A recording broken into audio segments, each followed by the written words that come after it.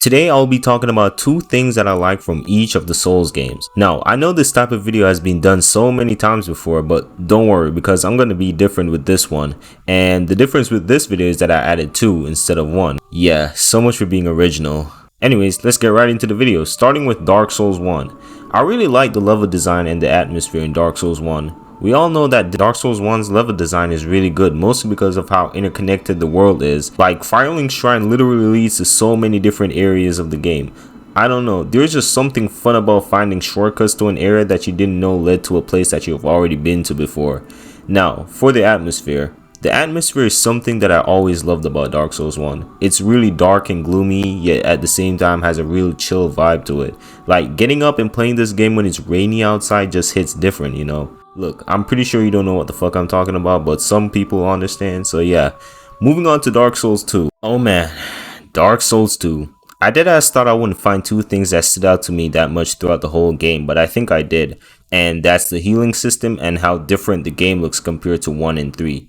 Now, when I say healing system, I'm mostly talking about the different amount of healing options you have and not the healing itself, because to be honest, the healing in this game is pretty slow and it reminds me of an old lady struggling to drink her water with her meds or some shit. It reminds me a lot of Demon Souls healing system. I also like how different the world feels compared to Dark Souls 1. By this I mean the world feels so distant from Dark Souls 1 to the point where you're in a faraway land and possibly hundreds, probably thousands of years in the future, because some NPCs reference to the old bosses from the first game as if they were like urban legends. Also, Majula looks really beautiful and it's probably the first time in a Dark Souls game where you actually see the ocean. Dark Souls 3. The two things I like the most in Dark Souls 3 is the combat and boss designs in terms of gameplay.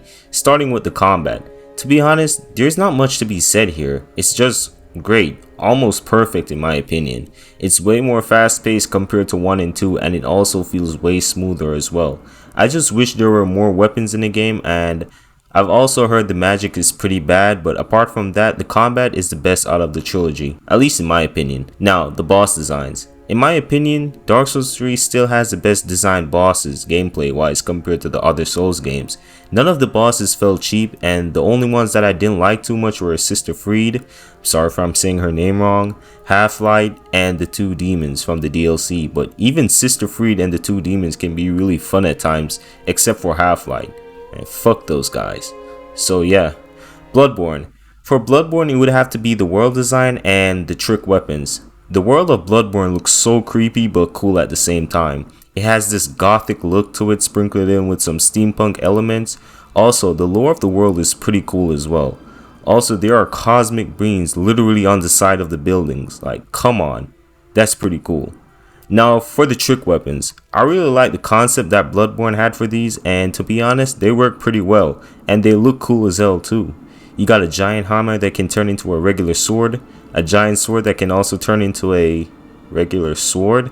Look, if it looks cool, who the fuck cares? You even have a giant fucking saw that can turn into a regular mace if you want. And you can literally use an alien arm.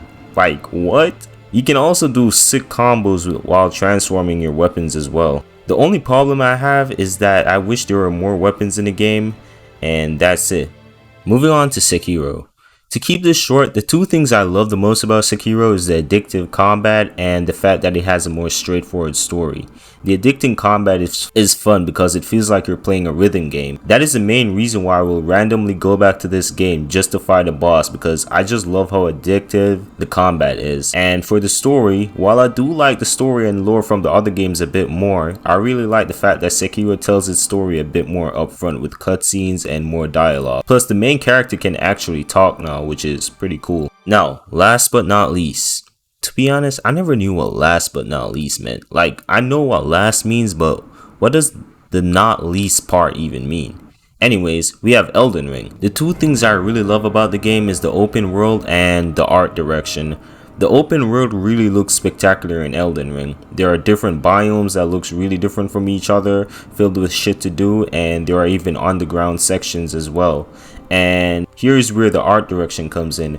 There are some places that looks like space and some that feels like hell, and the bosses in Elden Ring has the best art design in my opinion. Bosses like Elden Beast, Fire Giant, Rykard, Radon, Malekith, and even Melania are some of the most best designed bosses in the entire Souls franchise in terms of looks, especially Melania. There was a reason why I kept going into this fight knowing she would kick my ass countless times, and no, it's not because she got naked in her second phase. Okay, that's kind of the reason why, but it's mostly because of how beautiful the boss fight and arena is.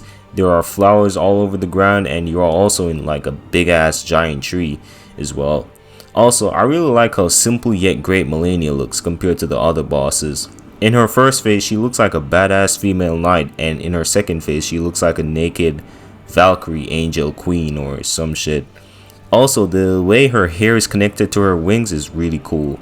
Plus, you could tell that from the way her body looks that she's fully covered in like scarlet rot or whatever. So yeah, those were my favorite things from each of the Souls games. I hope you enjoyed this video, and that's it.